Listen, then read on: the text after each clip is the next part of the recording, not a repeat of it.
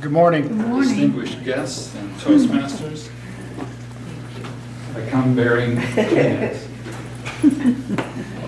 This is my passion, learning and sharing what I learned, things that have helped me accomplish something in life. And in this case, I want to present a story that is entertaining, that is educational, and has eased human suffering. This goes back to a story about my wife. Many of you have heard about her through the stories I've told here before. This is about a time in her life when she was recovering from spinal surgery. It had not gone well. It was for a problem that she'd suffered with since she was a child.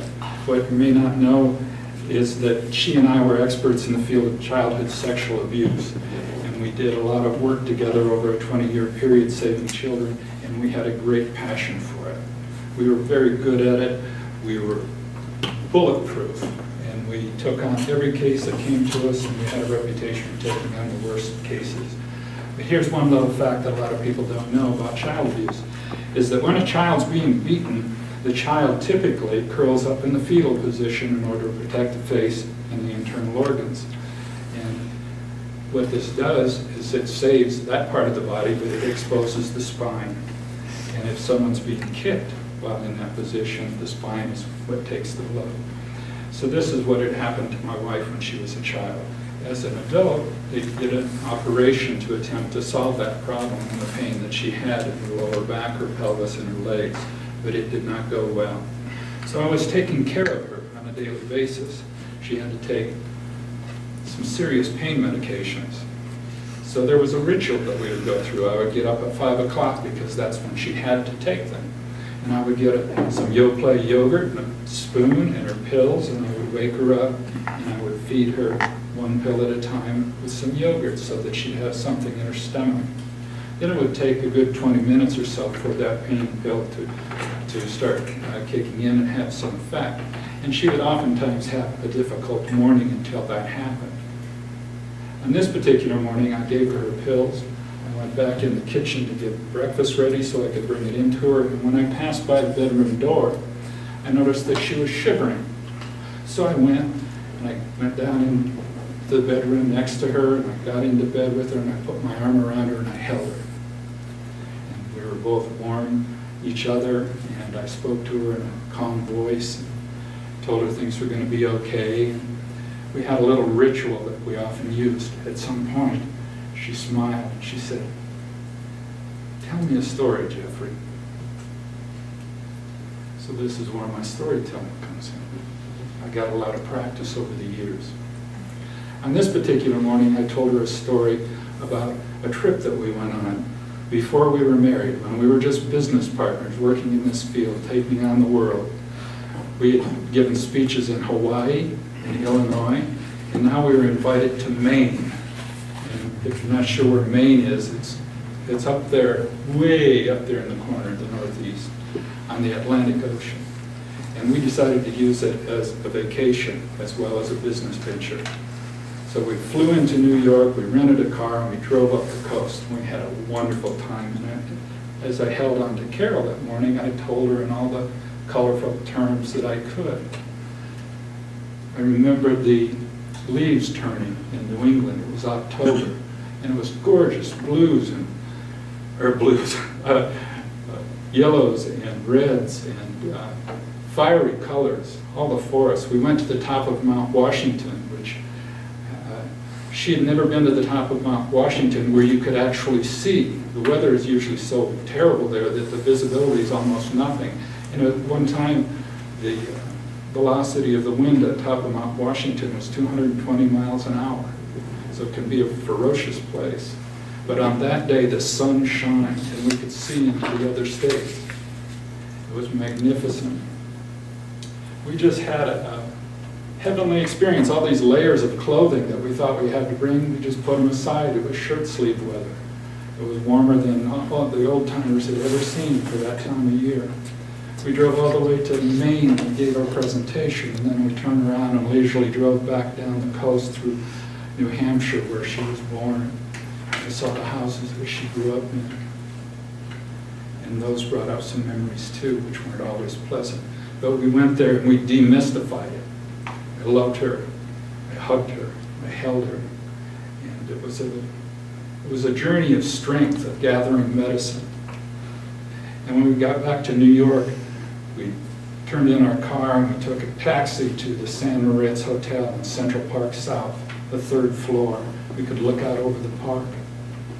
And we spent 2 days just being New Yorkers, and that was real exciting to us because in our field, that's like the center of the universe.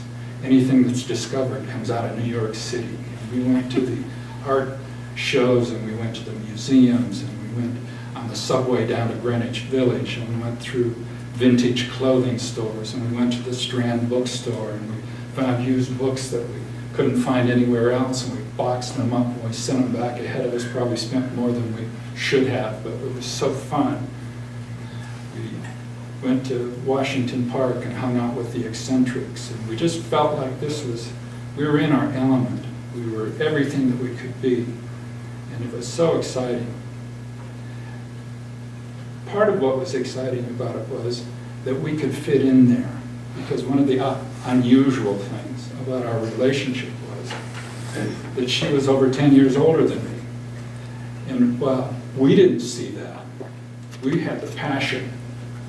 We shared a passion for what we were doing in life and a vision of what we could accomplish in making a difference in the world. And we were full of ourselves with youthful enthusiasm. So our age difference didn't make any difference. But in New York City, there were just all kinds of people. So we could just walk down the streets and just feel like we fit in. And we'd go to a psychology conference, and we were becoming more well known for our abilities and the work that we were doing. We were mild celebrities at times. It was great fun. So I'm telling all of this to her as I hold her in bed, and the pills are starting to have their effect, and she's becoming more comfortable, and she just sort of melted into my embrace. We shared this type of intimacy more times than I can count. Over a 2-decade period, probably. It became more frequent over time. And I got to where I could hold a book in this hand and read it, or a Kindle and read a book, while I held her while she slept. Because as she got older, she had more trouble with nightmares and flashbacks. But if I held her, she slept soundly. So one year, I read 25 books while holding her.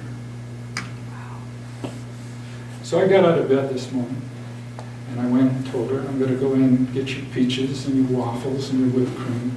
And she smiled at me with this little smirk that she sometimes does. And she said, you forgot something.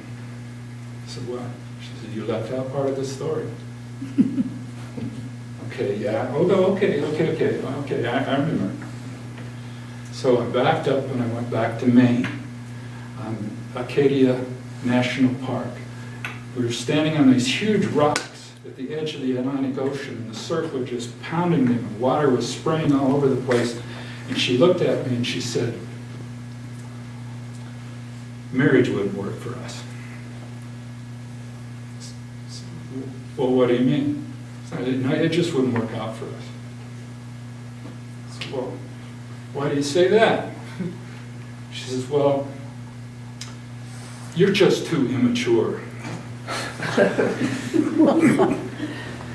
And I took my breath away, and I grabbed my sunglasses and I threw them on the rocks and broke them to pieces, and I said, I'm not immature, I'm not immature, I'm not. And she laughed just like that. And I laughed like that. And on the morning I retold the story. She laid in bed and she laughed. And I reached down and I hugged her and I kissed her. And she said, that was us, wasn't it?